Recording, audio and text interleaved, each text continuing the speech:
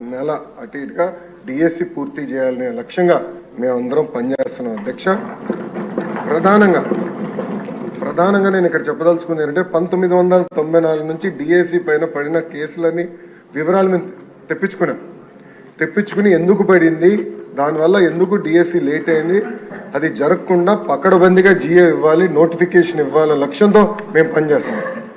ఎందుకంటే లక్ష కళలతో మన ప్రభుత్వం పైన నిరుద్యోగ యువకులు ఆశలు పెట్టుకున్నారు.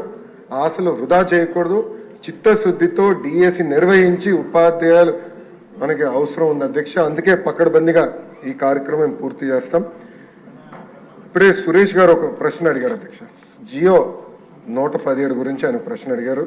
దానికి సమాధానం చెప్పే ముందర ప్రధానంగా గత ప్రభుత్వం ఉపాధ్యాయులను ఎట్లా హెరాస్ చేశారో మనందరం చూసాం అధ్యక్ష. వాస్తవం మాటలు చెప్పాలంటే సమాజంలో మార్పు గత ప్రభుత్వంలో వచ్చిందంటే దాని కారణం ఉపాధ్యాయులు అధ్యక్ష.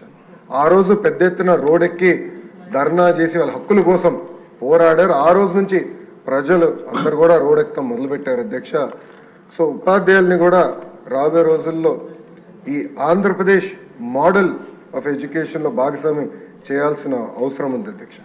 గత ప్రభుత్వంలో అధ్యక్ష సుమారుగా 6 లక్షల మంది విద్యార్థులు ప్రభుత్వ పాఠశాలలో తగ్గిపోయారు అధ్యక్ష. ఇది ఆందోళనకరమైన పరిస్థితి. సో దీన్ని కూడా నేను కొన్ని టార్గెట్స్ పెట్టుకున్నాము. ముందల విద్య నాణ్యత పెంచాల్సిన అవసరం ఉంది.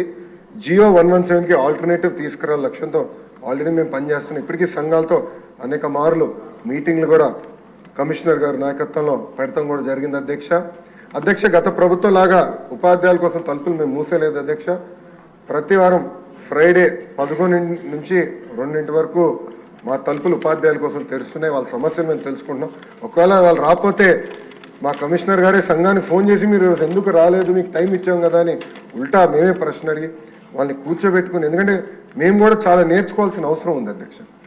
ఎందుకంటే ఫీల్డ్లో ఉండేది ఉపాధ్యాయులు, సెక్రటరియట్లో ఉండేది మంత్రి గారు. ఫీల్డ్ రియాలిటీలు తెలుసుకోవాలంటే కంపల్సరీ ఉపాధ్యాయులతో మాట్లాడాల్సిన అవసరం ఉంది. నిరంతరం మేము చర్చిస్తున్నాం. గత 5 నెలలుగా చర్చలు జరుపుతున్నాం. జియో 117కి త్వరలోనే ఒక ఆల్టర్నేటివ్ తీసుకొస్తామని ఈ సభాముఖంగా ఉపాధ్యాయులకి గౌరవ సభ్యులు సురేష్ గారు కూడా నేను హామీ ఇస్తున్నా అధ్యక్ష. ప్రధానంగా అధ్యక్ష